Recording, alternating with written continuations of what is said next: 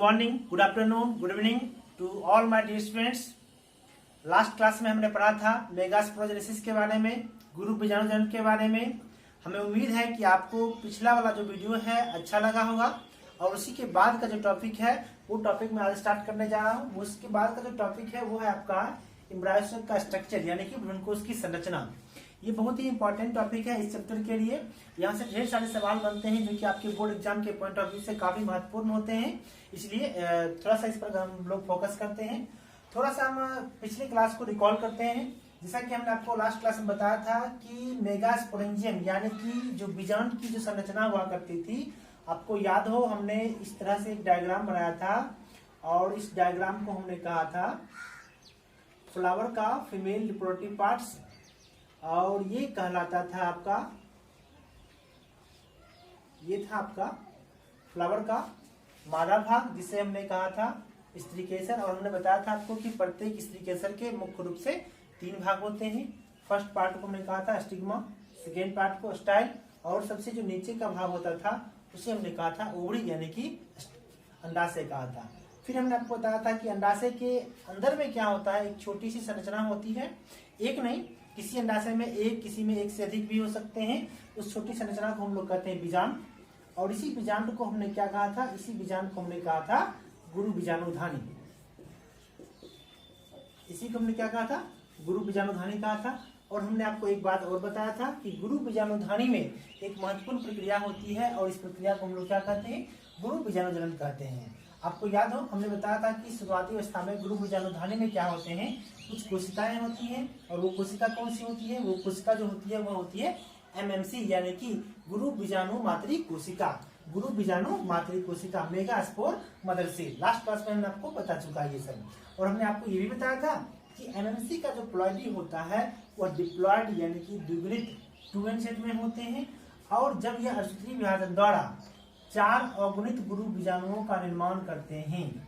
हमने क्या बताया, एक बार फिर से सुने इस बात को कि एमएमसी से क्या होता है, अर्धसूत्री विभाजन के द्वारा 4 अगुणित गुरु बीजाणु बनते हैं। अगुणित कोशिका को हम लोग कौन से डिनोट करते हैं, तो एमएमसी से क्या होता है, 4 अगुणित गुरु बीजाणु का निर्माण होता है, और इस प्रोसेस को हम लोग क्या कहते हैं, गुरु बीजाणुजनन कहते हैं। इसको हमने एक अच्छे तरीके से परिभाषित भी किया था कि गुरु बीजाणु मातृ कोशिका से अर्धसूत्री विभाजन द्वारा गुरु बीजाणु बनने की प्रक्रिया को हमने क्या कहा था, गुरु बीजाणुजनन कहा था। फिर हमने आपको बताया था कि जो इसके बाद का स्टेप होता है उसमें केवल और केवल एक ही गुरु बीजाणु कार्यशील होता है, शेष 3 जो होते हैं वो नष्ट हो जाते हैं। ऊपर का जो 3 होता है वह नष्ट हो जाता है, और जो बचा हुआ गुरु बीजाणु होता है, इसी बचे हुए गुरु बीजाणु से क्या होता है, आगे भ्रूणकोश का निर्माण होता है। तो वही टॉपिक हम लोग आज पढ़ने जा रहे हैं कि आखिर भ्रूणकोश का निर्माण अकेले गुरु बीजाणु से कैसे होता है। देखिए यहाँ पर क्या होता है कि एक गुरु बीजाणु आपका कार्यशील है, फंक्शनल है, और इसी से आगे विकास की प्रक्रिया होगी। चूंकि एक गुरु बीजाणु से भ्रूणकोश बनता है, चूंकि एक ही गुरु बीजाणु से भ्रूणकोश बनेगा, इसलिए इस प्रकार के विकास को हम लोग कहते हैं एक बीजाणुज विकास। इसे हम लोग क्या कहेंगे, इस पूरे डेवलपमेंट को हम लोग कहते हैं एक बीजाणुज विकास। इसे हम लोग बोलेंगे एक बीजाणुज विकास, यानी कि मोनोस्पोरिक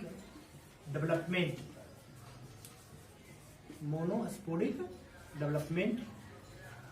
चूंकि भ्रूणकोश का विकास जो होता है केवल और केवल एक ही गुरु बीजाणु से होता है, इसलिए इस विकास की प्रक्रिया को हम लोग एक बीजाणु विकास यानी कि मोनोस्पोरिक डेवलपमेंट कहते हैं। यहाँ होता क्या है, जो अकेला बचा हुआ केवल और केवल एक कार्यशील गुरु बीजाणु होता है उसमें केंद्रक का विभाजन होता है। इसमें केंद्रक की संख्या 1 से 2 हो जाती है। फिर अगले स्टेप में क्या होते हैं, दोनों स्टेप पे दोनों ध्रुवों पर क्या होते हैं, एक केंद्रक पहुंच जाते हैं। इसके पश्चात ध्रुवीय केंद्रक विभाजन होता है। इस तरह 2 से 4, 4 से 8 केंद्रकों का निर्माण होता है। और सबसे अंत में क्या होता है, दोनों ध्रुवों से एक एक केंद्रक मध्य में आ जाते हैं, जो आगे चल करके ध्रुवीय केंद्रक का निर्माण करते हैं। क्योंकि ये दोनों केंद्रक कहाँ से आए हैं, ध्रुवों पर से आए हैं, इसलिए इसको हम क्या कहते हैं, ध्रुवीय केंद्रक कहते हैं। अब देखिए ऊपर का जो 3 केंद्रक है, ऊपर का 3 केंद्रक 3 कोशिका बनाती है। नीचे का भी 3 केंद्रक 3 कोशिका बनाती है, और बीच का जो 2 केंद्रक होता है वो सबसे बड़ी कोशिका बनाती है, जिसे हम लोग केंद्रीय कोशिका कहते हैं। चूंकि यह भ्रूणकोश के केंद्र में होता है, इसलिए इसे हम लोग क्या कहते हैं, केंद्रीय कोशिका कहते हैं। तो देखिए ऊपर का जो 3 केंद्रक है, यह 3 केंद्रक 3 कोशिका का निर्माण करती है, और इस तीनों कोशिका को हम लोग कहते हैं एंटीपोडल कोशिका। इसे हम लोग क्या कहेंगे, एंटीपोडल कोशिका, जिसकी संख्या कितनी हो गई, 3 हो गई। अब आइए नीचे के भाग में, जो इसका माइक्रोपाइलर रीजन वाला भाग है, यानी कि नीचे का जो सिरा है वह सिरा है माइक्रोपाइलर सिरा। यह सिरा कौन सा सिरा हो गया, माइक्रोपाइलर सिरा हो गया। और ऊपर का जो सिरा होता है वह सिरा कौन सा होता है, वह होता है आपका कैलेजल सिरा होता है। अब देखिए ऊपर का जो 3 केंद्रक होता है 3 एंटीपोडल कोशिका बना है, नीचे का जो 3 केंद्रक होता है उसमें से 2 केंद्रक जो होता है वह बनाता है सिनर्जिड कोशिका। वह क्या बनाएगा, सिनर्जिड कोशिका बनाएगा। इसकी संख्या कितनी हो गई, 2। इसकी संख्या कितनी हो गई, 2। इस संख्या को अवश्य ध्यान रखें, क्योंकि ये संख्या आगे चल करके आपको बहुत ही काम देगा। नीचे देखिए 2 कोशिका बन गए सिनर्जिड कोशिका, और प्रत्येक सिनर्जिड कोशिका में आपको दिख रहा होगा कि यहाँ से अंगुलीनुमा संरचना होती है। इस पॉइंट्स पर आप देखिए, इसके इस कोशिका के अंदर में यहाँ पर क्या है, अंगुलीनुमा संरचना होती है, और इसी अंगुलीनुमा संरचना को हम लोग कहते हैं फिलीफॉर्म एपरेटस। फिलीफॉर्म एपरेटस दोनों सिनर्जिड कोशिका में होगी। और जो बचा हुआ एक केंद्रक है, वो एक केंद्रक मादा युग्मक का निर्माण करता है, जिसे हम लोग कहते हैं अंड कोशिका। जिसे हम लोग क्या कहते हैं, अंड कोशिका कहते हैं। और यही मादा युग्मक होती है, जिसमें जो ये और यही कोशिका जो होता है आगे चल करके निषेचन की प्रक्रिया में भाग लेती है। इसको हम बाद में देखेंगे। अब देखिए जो बीच का जो 2 केंद्रक है, ये दोनों केंद्रक क्या होता है, एक बड़ी कोशिका का निर्माण करता है, और इस कोशिका को हम लोग कहते हैं केंद्रीय कोशिका। इसे हम लोग क्या कहेंगे, केंद्रीय कोशिका। इसे क्या कहेंगे, केंद्रीय कोशिका। और उसकी संख्या कितनी हो गई, 1 हो गई। और इस कोशिका में केंद्रक की संख्या कितनी हो जाती है, केंद्रक की संख्या 2 हो जाती है, यानी कि ध्रुवीय केंद्रक। यहाँ पर ये ध्रुवीय केंद्रक हो जाते हैं, और इस केंद्रक की संख्या में कितनी हो गई, 2 हो गई। क्योंकि ये दोनों केंद्रक कहाँ से आया था, दोनों ध्रुवों से आया था, इसलिए इसे हम लोग क्या कहते हैं, ध्रुवीय केंद्रक कहते हैं। आइए अब इसके संरचना का वर्णन हम लोग कैसे करते हैं, एक बार फिर से समझते हैं। सबसे पहले हम लोग ऊपर से स्टार्ट करेंगे, कैलेजल सिरा की तरफ से स्टार्ट करेंगे। हम सबसे पहले ये बताएंगे कि भ्रूणकोश का जो विकास होता है वह कार्यशील गुरु बीजाणु के माध्यम से होता है, और एक अकेले कार्यशील गुरु बीजाणु से संपूर्ण भ्रूणकोश के बनने की प्रक्रिया को हम लोग कहते हैं एक बीजाणु विकास कहते हैं। और एक प्रारंभिक भ्रूणकोश जो होता है, एक प्रारंभिक भ्रूणकोश जो होता है, ये जो पूरा डायग्राम है आपका, ये डायग्राम आपका भ्रूणकोश का डायग्राम है।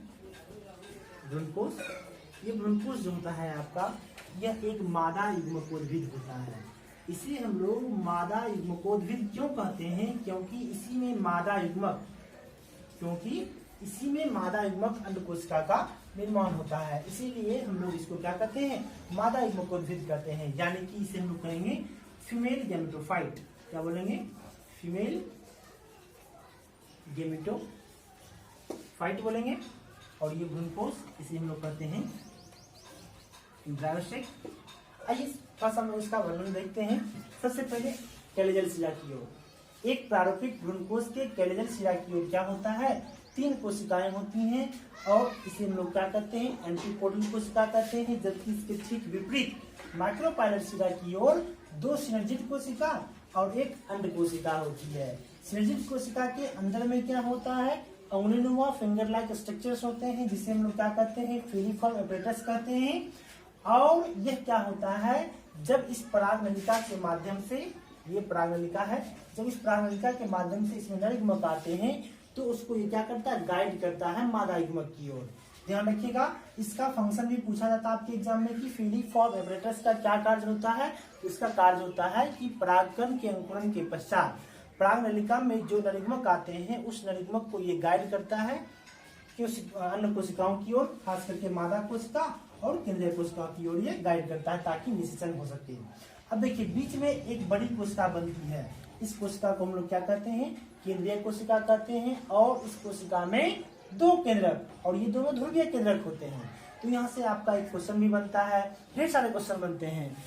सबसे पहला सवाल आपका इसका क्या बनेगा कि भ्रूणकोश की कौन सी कोशिका में, भ्रूणकोश की कौन सी कोशिका में एक से अधिक केंद्रक होंगे, तो वह कौन सी कोशिका हो जाएगी, केंद्रीय कोशिका हो जाएगी। आप देख रहे हो यहाँ पर 3 एंटीपोडल कोशिका हैं, तीनों में एक एक केंद्रक है। यहाँ पर नीचे भी 3 कोशिका है, लेकिन इन तीनों में भी एक एक केंद्रक ही है, लेकिन केवल और केवल केंद्रीय कोशिका में ही एक से अधिक केंद्रक है, यानी कि 2 ध्रुवीय केंद्रक हैं। यदि आपसे पूछा जाए भ्रूणकोश की सबसे बड़ी कोशिका क्या होगी, भ्रूणकोश की सबसे बड़ी कोशिका भी क्या होती है, केंद्रीय कोशिका होती है। तो ध्यान रखिएगा इस बात को। यदि आपसे पूछा जाए कि एक प्रारंभिक भ्रूणकोश में अंड कोशिका भ्रूणकोश के किस सिरे की ओर होती है, तो माइक्रोपाइलर शिरा की ओर। फिर सिनर्जिड कोशिका कहाँ होते हैं, तो वो भी माइक्रोपाइलर शिरा की ओर होते हैं। जबकि आपका एंटीपोडल कोशिका वो कहाँ होता है, आपका वह होता है आपका कैलेजल शिरा की ओर होता है। तो ध्यान रखिएगा इस बात को आप। अब आइए, इस संरचना को हम लोग एक अन्य नाम से और भी जानते हैं। इस संरचना को हम लोग कहते हैं 7 कोशिकीय और 8 केंद्रकीय अवस्था। 7 कोशिकीय 8 केंद्रीकृत या केंद्रकीय अवस्था। क्यों कहते हैं, इस बात को भी समझा जाए। क्योंकि इस भ्रूणकोश में क्या होते हैं, टोटल नंबर ऑफ सेल, कोशिका की जो कुल संख्या होती है वह कितनी होती है, 7 होती है। आइए हम लोग काउंट करते हैं। ऊपर 3 कोशिका, नीचे भी 3 कोशिका, एक यहाँ पर अंड कोशिका है, 3 4 5 6 और बीच में कितना है कोशिका, एक कोशिका है, यानी कि 7 कोशिका। टोटल यहाँ पर कोशिका की संख्या कितनी हो गई, 7 हो गई। लेकिन इन 7 कोशिका में 8 केंद्रक होते हैं। ऊपर 3 कोशिका में 3 केंद्रक, नीचे भी 3 कोशिका में 3 केंद्रक, लेकिन बीच की कोशिका में एक से अधिक केंद्रक यानी कि 2 केंद्रक होते हैं। इसलिए 3 3 6 और 2 क्या हो जाता है, 8 हो जाता है। कभी कभी आपके एग्जाम में जो है भ्रूणकोश में केंद्रकों के जो क्रम होते हैं वो भी पूछा जाता है। तो ध्यान रखिएगा, इसमें जो केंद्रकों का क्रम होता है वो 3 + 2 + 3 इस तरह से होता है। या तो आप ऊपर से नीचे काउंट कर लें या नीचे से ऊपर काउंट कर लें, तो 3 + 2 + 3 आपका हो जाएगा। तो इसे आप लोग ध्यान रखिएगा।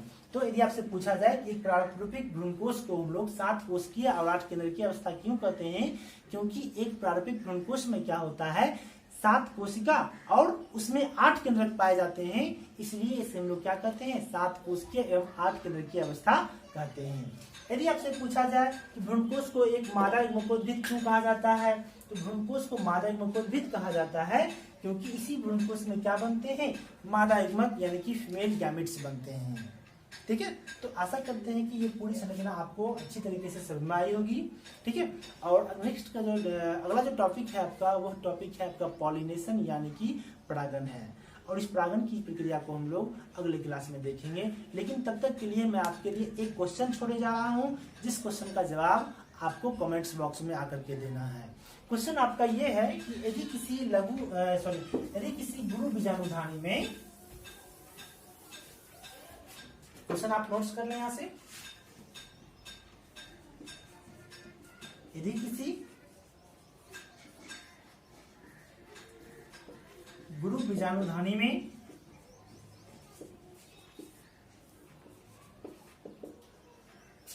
एमएमसी की संख्या 100 है, एमएमसी की संख्या 100 है, तो यह कितने कार्यशील गुरु बीजाणु उत्पन्न करेगा। इस क्वेश्चन का जवाब आपको कमेंट बॉक्स में आपको देना है। हम आपको यहाँ से 4 ऑप्शन भी दे रहे हैं। पहला ऑप्शन है आपका 400, दूसरा ऑप्शन है आपका 100, तीसरा ऑप्शन है आपका 300 और चौथा ऑप्शन है आपका 16। तो आज के लिए इतना ही, मिलते हैं लोग अगले क्लास में। Till then take care, be happy.